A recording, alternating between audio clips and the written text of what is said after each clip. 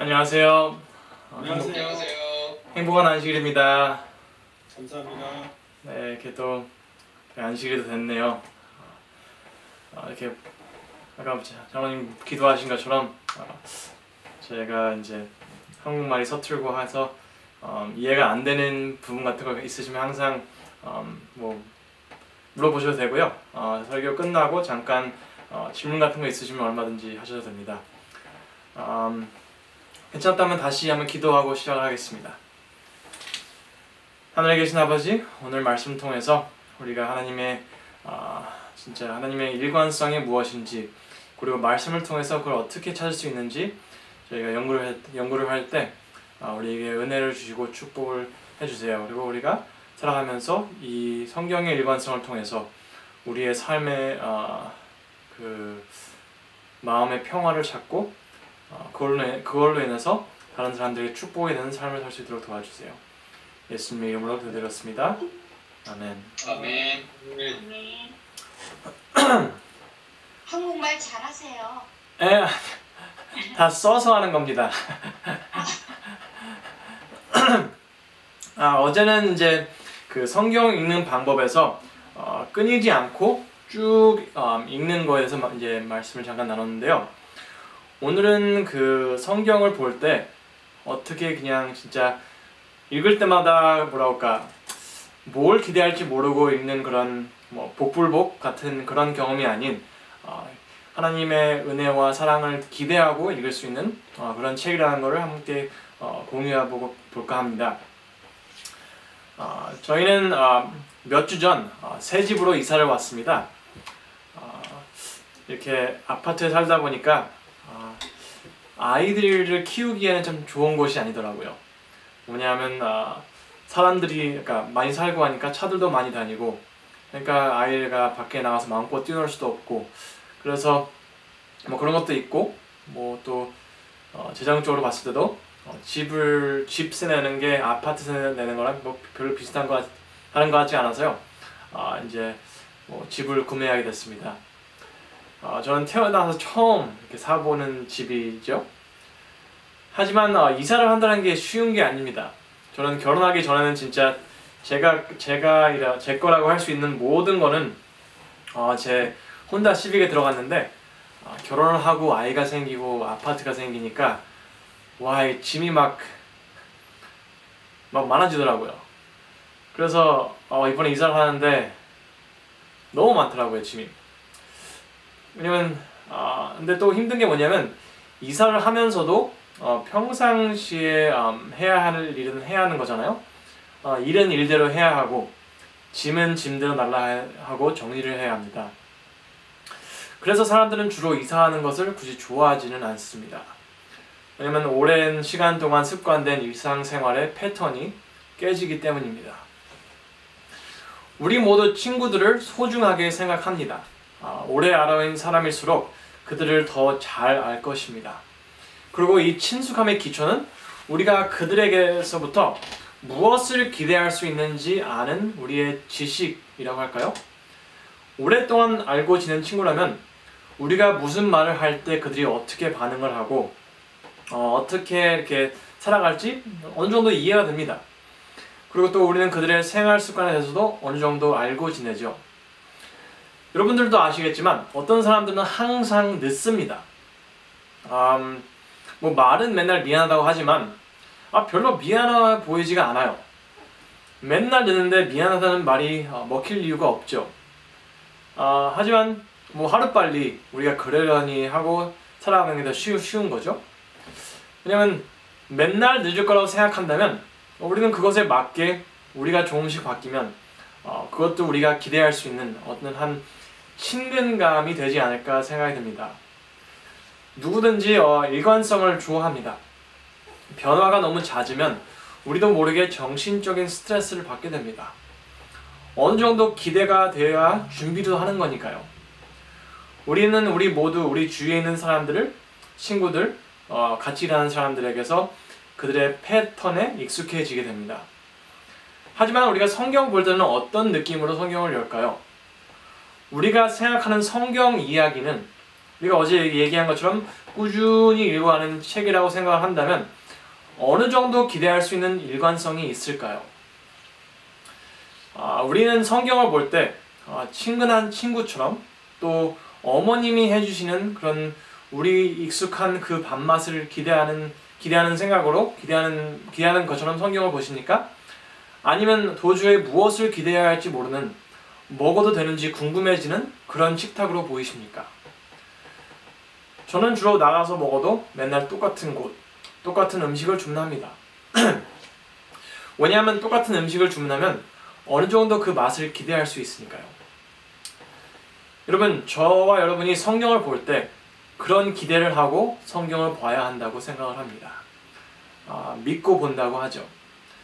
우리는 성경을 읽을 때 하나님은 일관성 있게 행동하시는 분이라고 그걸 보고 또 봐야 합니다.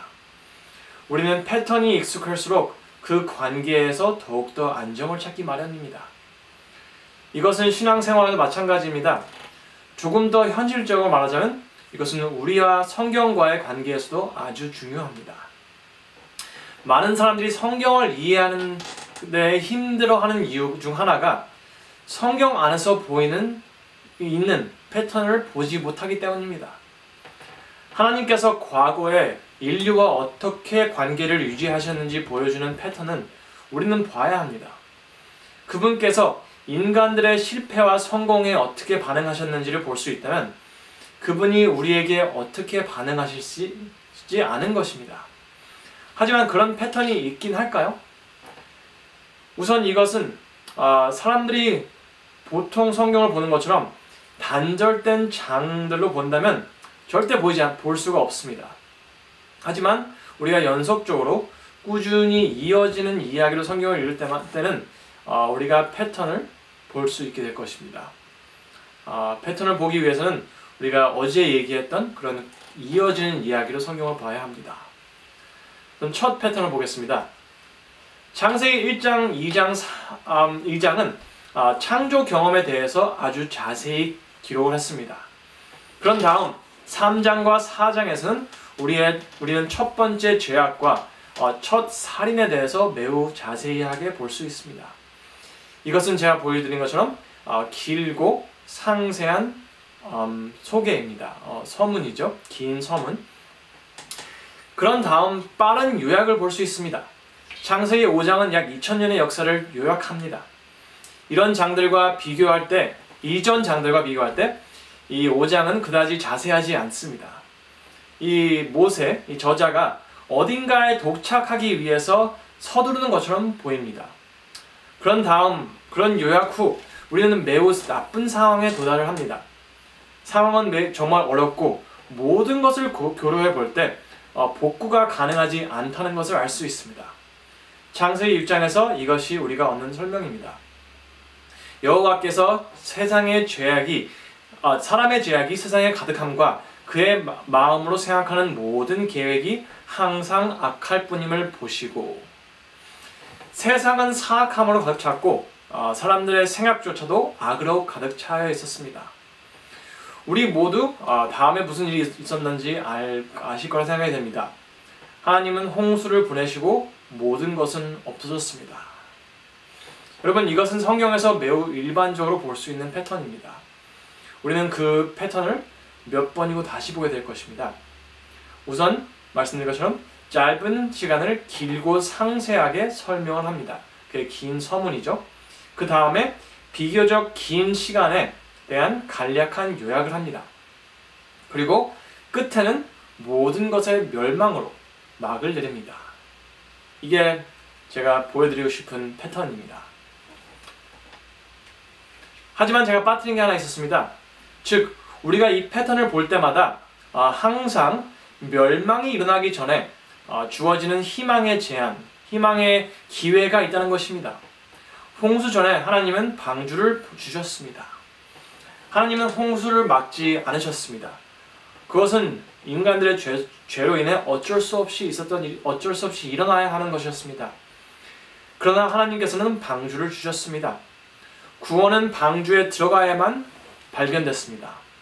방주에 들어가기 거부한 사람들은 자신이 살아가는 죄악 세상과 함께 죽었습니다. 하지만 하나님의 말씀을 믿고 방주를 탄 사람들은 구원을 받았고 나아가서 새롭게 시작되는 세상을 맞이합니다. 다음은 이 패턴을 역사책에서 볼 수 있습니다. 이건 모세오경이었고요. 그 다음은 이제 역사책들이죠.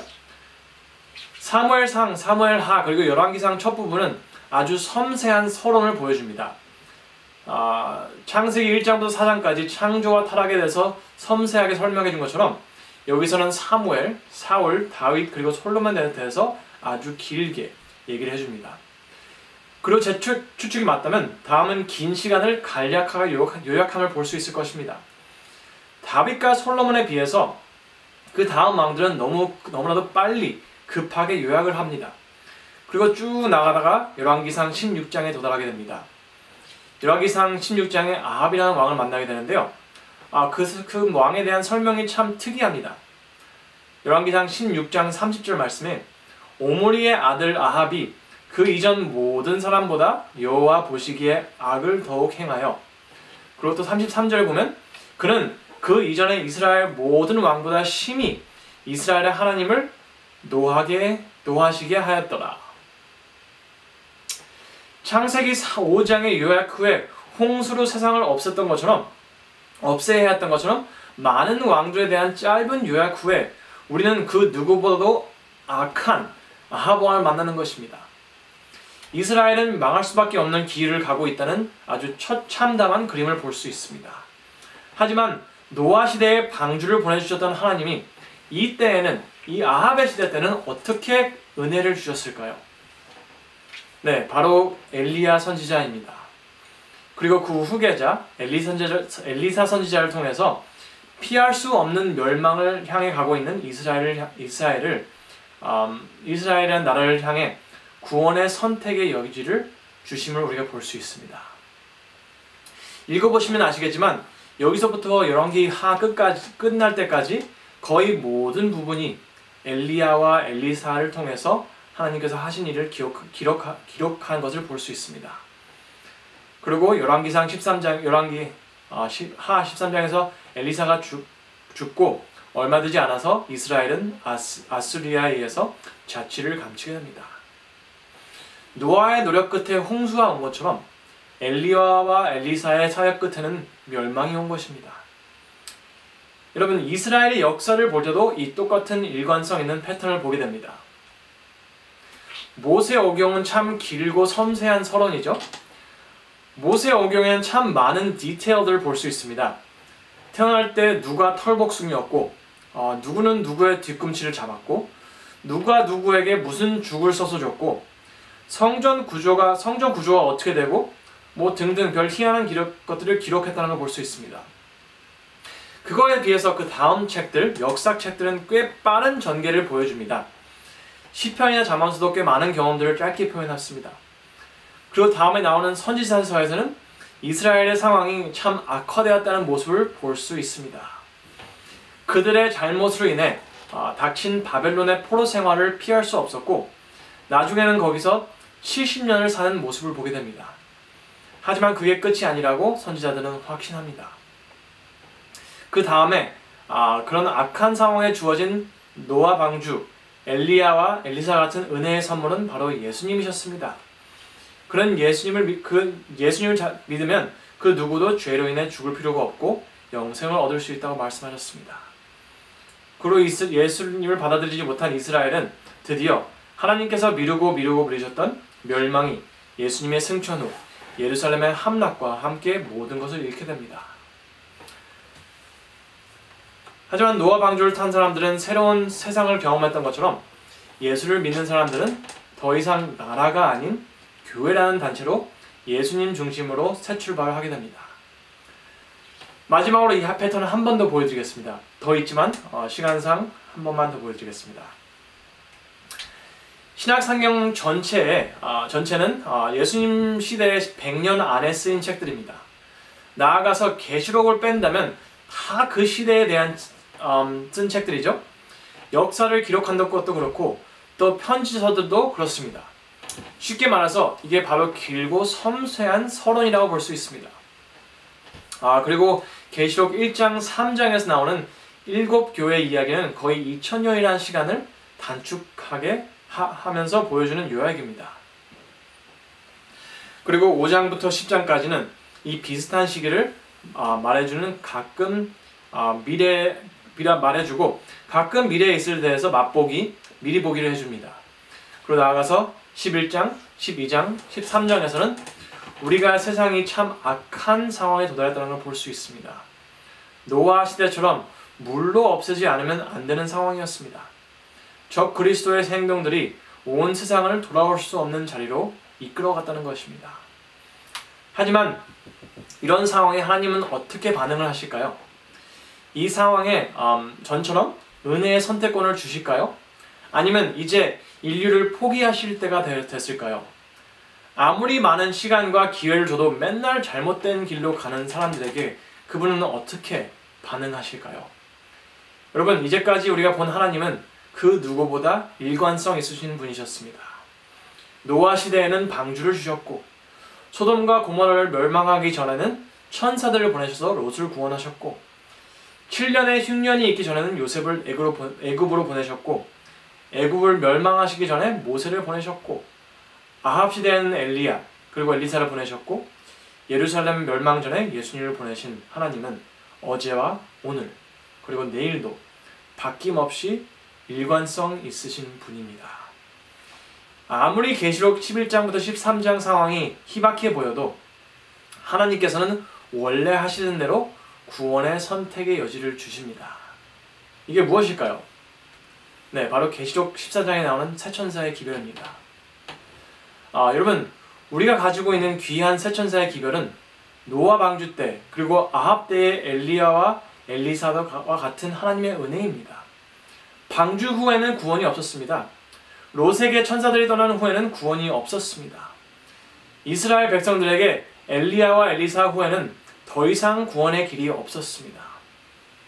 예수님을 부인한 유다라는 나라는 예루살렘의 함락과 함께 모든 것을 잃었습니다. 마찬가지로 계시록을 아무리 읽어봐도 이 새 천사의 기별 이후에는 더 이상 구원의 선택의 여지가 주어지지 않는다는 것입니다. 여러분, 우리가 성경을 이렇게 넓게 볼 때 성경의 일관성, 하나님의 일관성을 볼 수 있게 됩니다. 하나님의 일관성은 어떻게 바뀔지 모르는 우리의 미래에 대한 걱정을 덜어줍니다. 아무리 신앙생활을 오래 했다고 해도 성경을 통해서 보여지는 하나님의 일관성을 놓치셨다면 우리는 하늘이 주는 평안, 일관성 있으신 하나님의 사랑에서 오는 강같은 평화와는 아주 먼 시간들을 보내셨을 것입니다.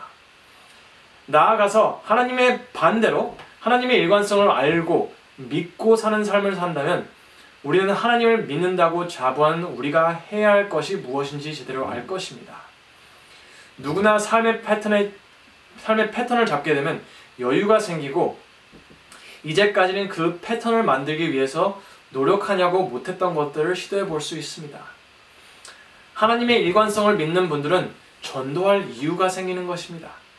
왜냐하면 돌아보면 방주 후에는 구원이 없었다는 걸 볼 때 우리도 이 새 천사의 기별 후에는 다시 오는 기회가 아무도 없을 것이라는 것을 볼 수 있기 때문입니다. 저는 한국에서 강원도 원주시 규례면이라는 작은 지역에서 살았습니다. 원주 시내에서 저희 동네까지 가는 버스는 딱 시내버스 31번이었습니다. 원주에서 규례로 가는 버스가 9시라고 치고 한 시내리오를 생각해 볼까 합니다. 거의 맨날 학교 끝나면 버스를 타고 집에 가던 저는 9시가 막차라는 것을 알았을 것입니다.